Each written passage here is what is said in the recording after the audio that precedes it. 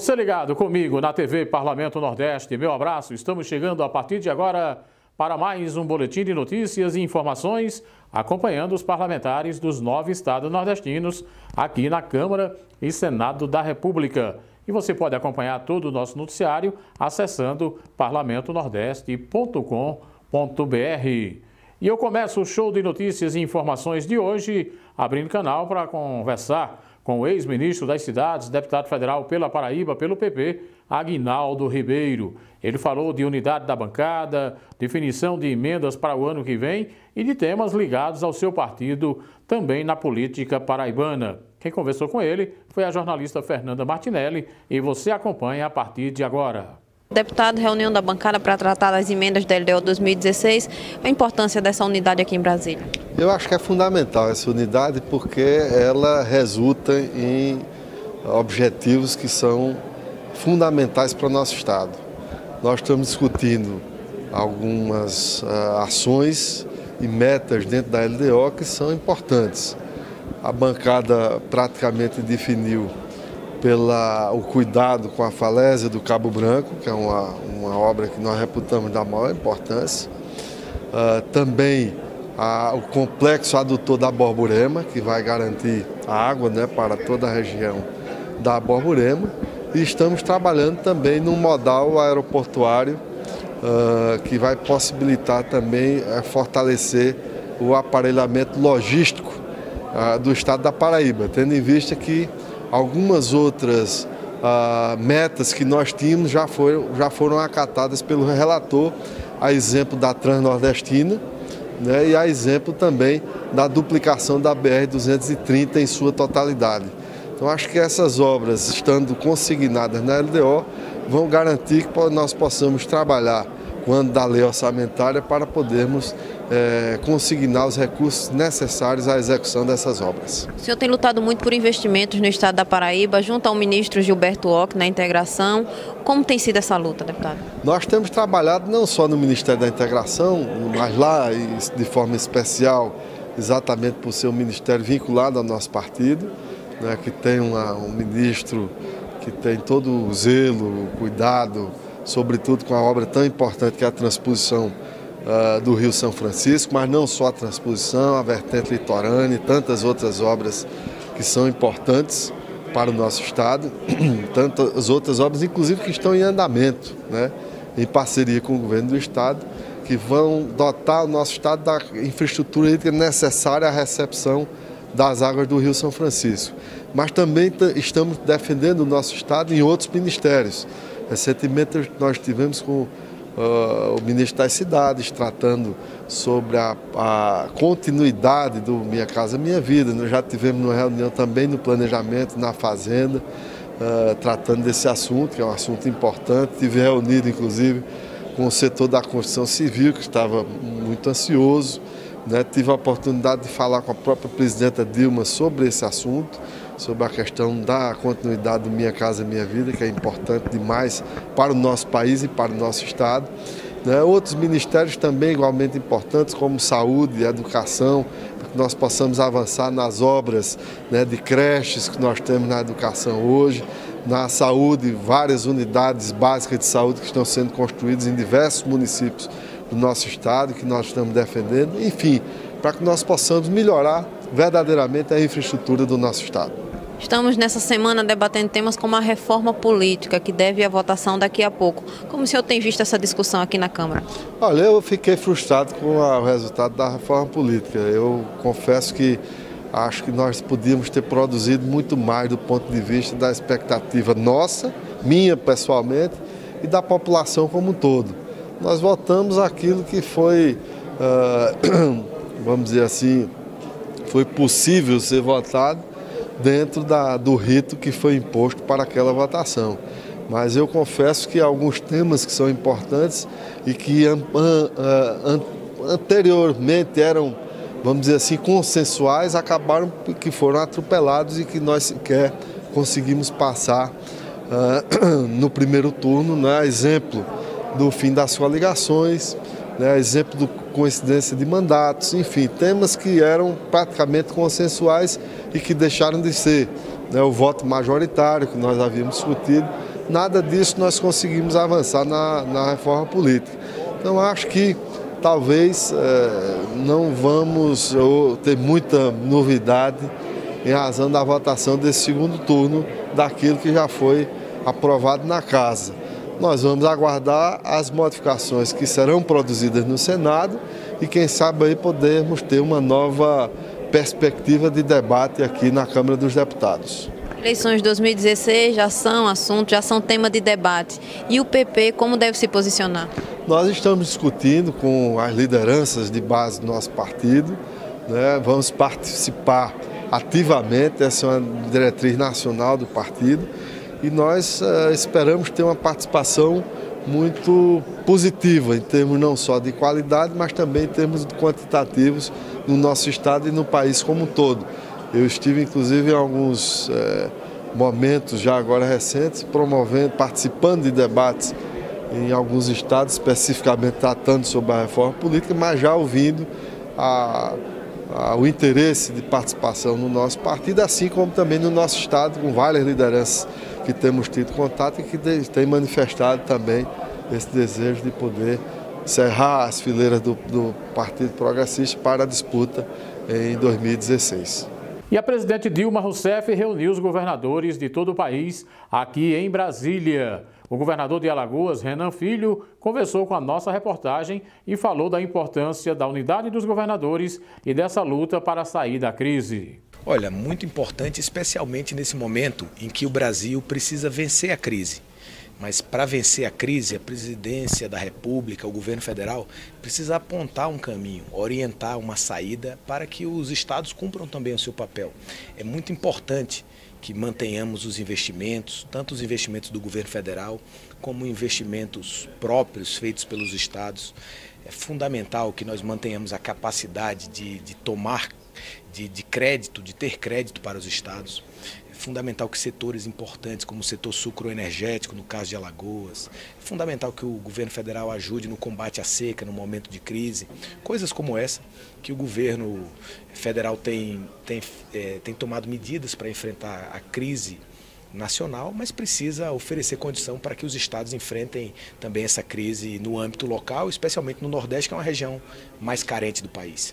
Você ligado comigo na TV Parlamento Nordeste. Vamos abrir canal agora para a jornalista Fernanda Martinelli, que foi conversar com o deputado Cabo Sabino, do PR do Ceará. Ele conversa com a nossa reportagem e você acompanha em detalhes. Veja. Primeiro semestre dessa nova legislatura terminando, já deve ter início o recesso parlamentar. Que avaliação o senhor faz desses primeiros 6 meses aqui na Câmara?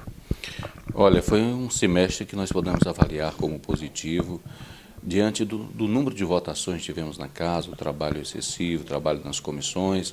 Para nós conseguimos estar à frente de uma comissão, presidir a comissão que trata da Lei Orgânica da Segurança Pública no país, além de relatarmos projetos importantes para a categoria, como é a questão do projeto que traz a insalubridade e a periculosidade para o profissional da segurança pública, a aprovação da lei que torna crime hediondo contra os policiais, contra os crimes cometidos contra os profissionais da segurança pública e de familiares até 3º grau, o aumento de pena para aqueles que agenciam menores, bem como o aumento da pena para aqueles que cometem um crime da receptação, além, é claro, da aprovação da emenda constitucional que modifica a redução que modifica a idade penal, reduzindo aí essa idade para 16 anos. Então nós podemos avaliar que foi um semestre muito positivo aqui dentro da casa, além dos pronunciamentos que fizemos a respeito dos profissionais da segurança pública, dos profissionais da saúde, essa luta por essa 30 horas dos profissionais da saúde, nós não podemos esquecer e não podemos abandonar, mas ela tem tomado corpo, assim como a luta pela PEC 300 começa a tomar corpo agora no final desse semestre, e acredito que no segundo semestre essas duas bandeiras devem ser muito fortes aqui dentro da casa, tanto a PEC 300 como a aprovação das 30 horas para os profissionais da saúde. Uma avaliação positiva desses primeiros 6 meses é que a Câmara tirou da gaveta projetos que já esperavam há 15, 20 anos. É uma interação positiva entre os parlamentares e a população, não é isso? Sem sombra de dúvida, a força popular, o reclame das ruas, é um termômetro que chega a essa casa e faz com que o presidente Eduardo Cunha se sensibilize a respeito desses projetos que adormecem nas gavetas desta casa, mas não adormecem no coração da população. Então, isso tem motivado o presidente a colocar esses projetos em pauta, bem como tem motivado a nós, deputados, a pressionarmos o Colégio de Líderes e a presidência da Casa para que projetos relevantes e que estão aguardando votação possam ser trazidos à pauta, votado e, na grande maioria, aprovado para o bem-estar do povo brasileiro. Como o senhor mesmo citou, o seu mandato é baseado em temas como a segurança pública. Qual a expectativa para os próximos 6 meses desse ano 2015? Olha, nós temos que trabalhar para aprovarmos vários projetos que são de interesse da categoria. A PEC 300 é um dos projetos principais que teremos. Nós queremos, no próximo semestre, avançar bastante com a Comissão da Lei Orgânica da Segurança Pública. Queremos fazer audiências públicas em vários estados do Brasil, discutirmos com os profissionais, tanto com as polícias militares, policiais civis, com os policiais rodoviários federais, a Polícia Federal, enfim, os guardas municipais, os próprios agentes penitenciários, que é outra categoria que nós temos aqui que encampar uma luta muito forte para que eles tenham o direito de se tornar polícia judiciária. Eles têm uma PEC 308 e nós queremos trabalhar com eles nesse sentido. Nós temos que mexer muito na questão dos militares. Nós temos 2 PEC importantíssimas, que é a PEC 44, que trata das 40 horas semanais, e a PEC 56, que desvincula as polícias militares do Exército Brasileiro. Então, são 2 PECs que nós queremos também movimentá-la, levando para os estados a essa discussão e aí discutirmos com a população, discutirmos com os profissionais da segurança pública, porque entendemos que se aprovarmos essas 2 PECs, os profissionais da segurança pública, especialmente os militares, ganharão muito com isso. Além da segurança pública, o senhor também tem participado do debate como a paralisação das obras das refinarias Prêmio 1 e 2. No caso da Prêmio 1, o senhor fez uma visita ao local. Como tem sido esse trabalho? A refinaria era um sonho dos cearenses, bem como dos maranhenses, que foi frustrado pela presidente Dilma quando resolve não mais instalar essas refinarias. A Petrobras alega não ter mais interesse, né, na instalação dessas 2 refinarias para esses estados do Nordeste e, com isso, trouxe, além de uma frustração popular, prejuízos a esses estados. O estado do Ceará alenca que há um prejuízo aproximadamente de R$500 mil. Ainda estão vendo, estudando, tentando encontrar os números. Nós estivemos no local e nos preocupa muito porque a Petrobras disse que gastou 559 milhões preparando as obras. Que nós encontramos lá foi uma cerca de arame. Até então, tudo bem que pode ter sido compra o terreno, né? Mas a Petrobras ainda tem muito para explicar onde é que está o restante do dinheiro que ela disse que aplicou ali, bem como o próprio estado do Ceará.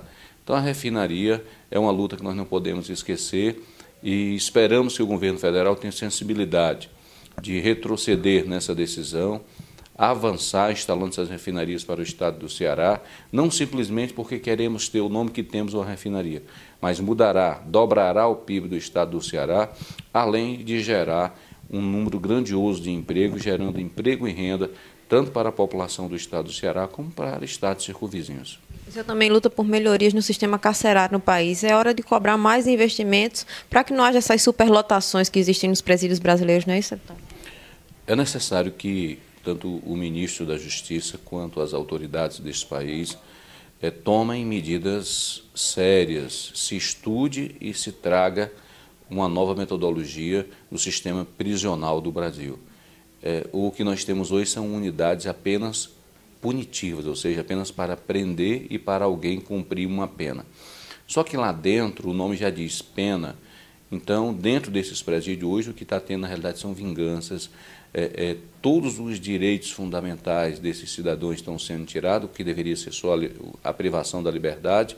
Na realidade, lá dentro, hoje, por uma superlotação excessiva, por falta de instalações dignas e pela separação por tipologia do crime, os presídios hoje eles deixaram de ser uma casa que restauraria a vida desse ente, desse cidadão, para se transformar, na realidade, uma casa do crime, uma escola da criminologia. Então, Nós temos que modificar o sistema prisional deste país, fazendo novos presídios. Agora, esses presídios têm que ter uma nova roupagem, o presídio tem que ter um local que o preso tem que trabalhar, que ele tem que produzir riqueza para o país. Além de pagar pelo seu crime de uma maneira penal, ele tem que pagar também financeira, ele tem que trabalhar para pagar o ato delitoso que ele cometeu, ele tem que gerar riqueza.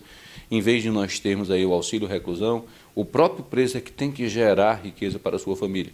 Nós não temos presídio agrícola nesse país, nós não temos um presídio industrial neste país, e nós temos que ter também escola dentro desses presídios, porque esse homem, quando ele cumpre a sua pena, que ele retorna para a vida em sociedade, além dele já trazer consigo um histórico negativo e a própria população não aceita dar um emprego a alguém que sai do sistema prisional, ele não tem qualificação para o mercado de trabalho. E o mercado de trabalho ele é cruel hoje, ele é cruel até para quem tem um nível superior. Imagina alguém que não tem, muitas das vezes, o ensino fundamental. Então não adianta prender, cumprir a pena e depois voltar para um mercado de trabalho que não vai absorver ele vai voltar ao crime. Então nós temos que pensar em qualificar esse homem lá, dar uma profissão para ele e quando ele sair ele ter condição de vir para o mercado de trabalho, ter uma vaga de trabalho e sustentar a sua família. Está aí, portanto, a Fernanda Martinelli com o deputado Cabo Sabino conversando conosco aqui na TV Parlamento Nordeste. E com eles a gente chega ao final desta edição do Boletim de Notícias. A você, o nosso muito obrigado, estou indo embora e não esqueça, é possível subir na vida falando a verdade. Só o poder de Deus é grande e é pelos humildes que ele é honrado. Permaneça aqui, parlamentonordeste.com.br.